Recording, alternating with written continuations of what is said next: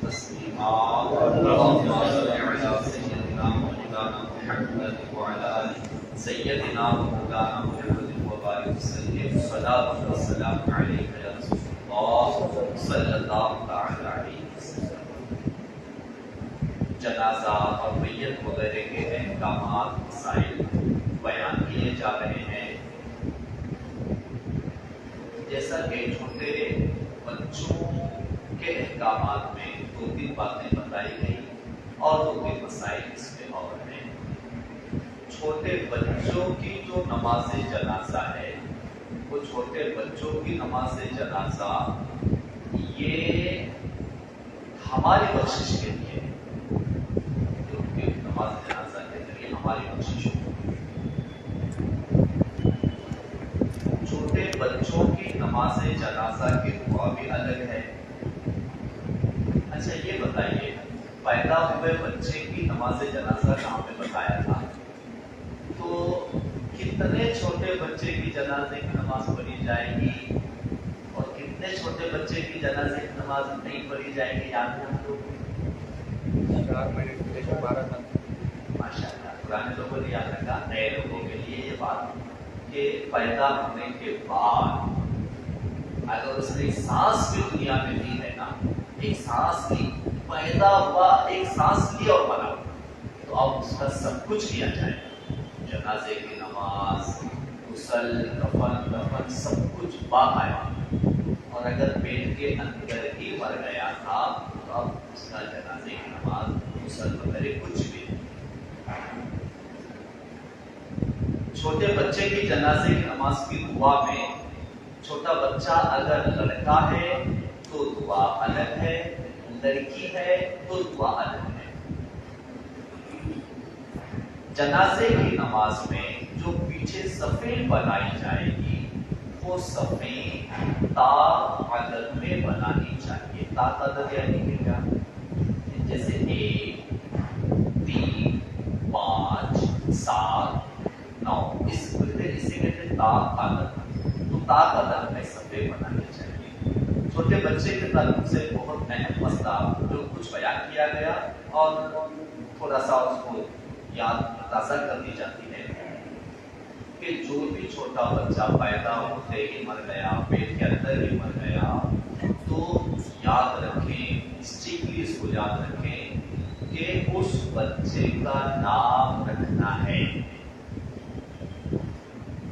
اس بچے کا نام رکھنا ہے۔ اب ایک چیز اور بھی آپ لوگ سیکھتے چلے کہ اگر 10 سال پہلے ہمارے ساتھ اگر ایسا حادثہ ہوا ہے کہ 10 سال پہلے ہمارا چھوٹا بچہ بچپن میں انتقال کر گیا، ہمارے پیٹ میں مر گیا تھا، لے جا کے ہم دفن کر کے آ چکے ہیں، اگر آج پتا چلا تو آج اس کا نام رکھ دیں اور اب کے بعد اس کو یاد کریں گے تو اس کے نام سے یاد کریں گے۔ ایسے نہیں کہ وہ ایک بچہ ہمارا پہلے مر گیا، ایک بچہ ہمارا تھا انتقال کر گیا، نہیں، اس بچے کا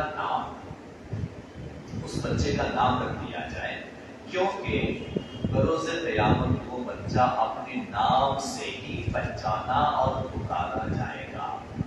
تو لہذا یہ بات ان تک پہنچی، جتنا تک یہ بات پہنچا سکتے پہنچائے کہ جو بچے بچپن میں انتقال کر گئے، پرانے بھی 2 4 5 6 10 سال پہلے بھی اگر ہمارے گھر میں کوئی ایسا حادثہ ہوا تھا، آج ہم کو اگر وہ یاد ہے تو اس بچے کا نام طے کر دیں۔ مسکریج بھی اگر ہوا ہے، ہم ساتھی گناہ جسے کہتے ہیں، ایسا بھی اگر ہوا ہے تو بھی اس کا بھی نام رکھنا ہے۔ لڑکی تھی تو لڑکی، لڑکا تھا تو لڑکا، ٹھیک ہے۔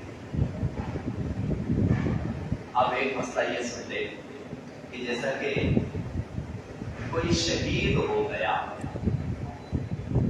تو شہید کے لیے بھی نہ غسل ہے نہ کفن ہے، یہ بھی مسئلہ یاد رکھنا۔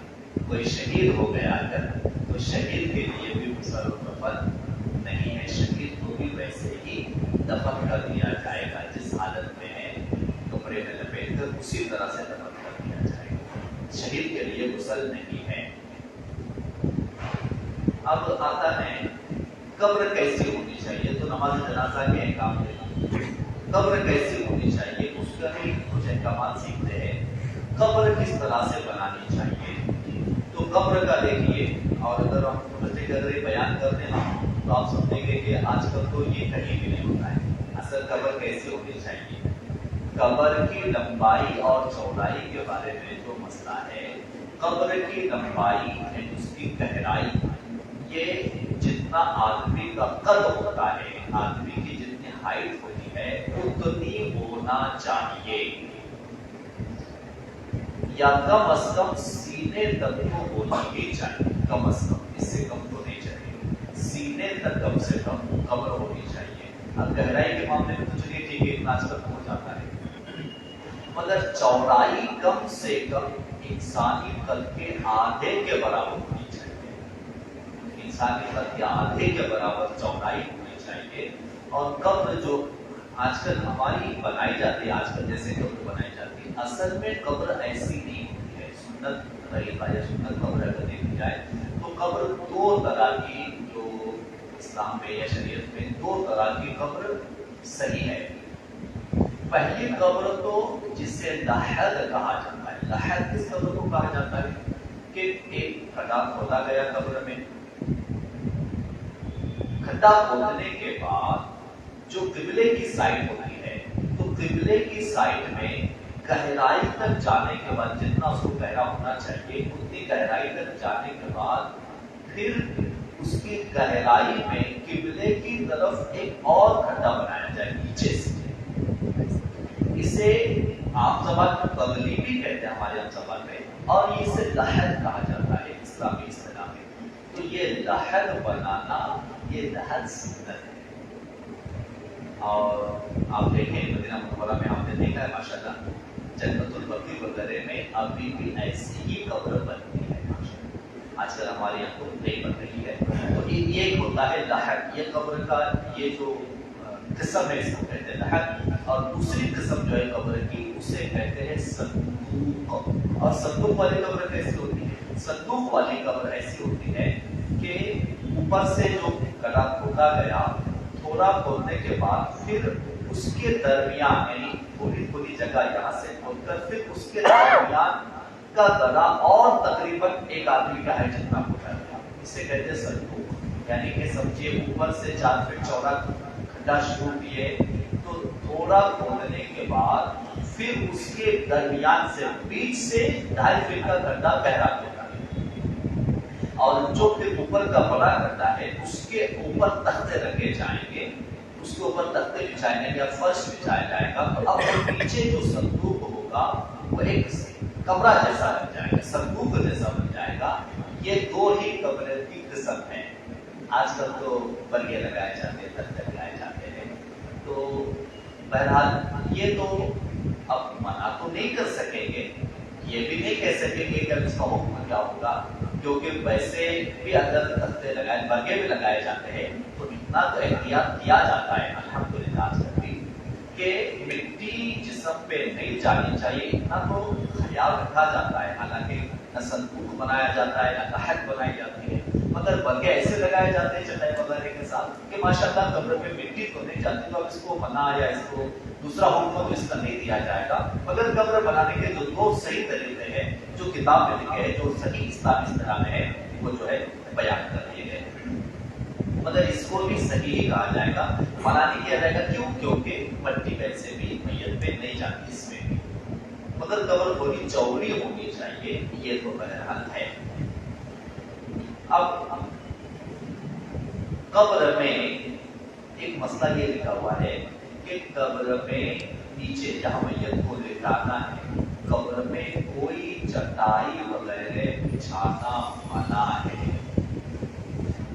جہاں میت کو لٹائیں گے نیچے تو قبر میں کوئی چٹائی وغیرہ بچھانا منع ہے، نہیں بچھانی چاہیے. اور قبر میں اتارنے کے لیے بہتر یہ ہے کہ قبلے کی جانب سے ہی میت کو قبر میں اتارا جائے، اپوزٹ سائڈ سے نہ اتارا جائے. یعنی پنجرا جنازہ قبلے کی طرف رکھا جائے اور وہیں سے میت کو نیچے اتارا جائے، یہ بہتر ہے، یہ سنت ہے.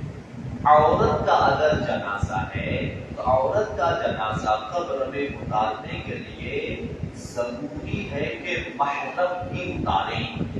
محرم یعنی کہ کون؟ محرم ہوتے ہیں باپ، بھائی، شوہر، ان کو محرم کہا جاتا ہے.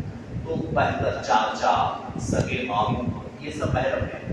تو چاچا، سگے ماموں، شوہر، بیٹا، باپ، یہ محرم ہے عورت کے. تو ان میں سے ہی کوئی اتارے یا قبر میں اندر یہی لوگوں میں سے کوئی اترے، یہ ضروری ہے، ضروری.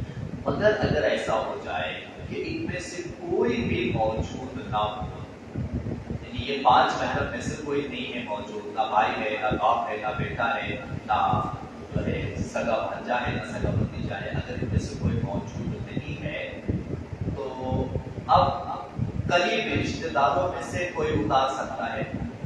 یا اب ان میں سے بھی کوئی موجود نہیں ہے تو پھر عام طور پہ جو مومنین آئے ہوئے ان میں سے کوئی اتر سکتا ہے. مگر اس میں ایک شرطیہ چیز رکھی ہوئی ہے کہ اب جو بھی غیر محرم عورت کو قبر میں اتاریں گے وہ نیک اور پرہیزگار نمازی ہونے چاہیے. اس کا خیال رکھا جائے. ان اللہ وملائکتہ یصلون علی النبی یا ایھا الذین آمنوا صلوا علیہ وسلموا تسلیما. اللهم صل علی سیدنا مولانا محمد وعلی آل سیدنا مولانا محمد وبارک وسلم. سبحان ربک رب العزة عما یصفون وسلام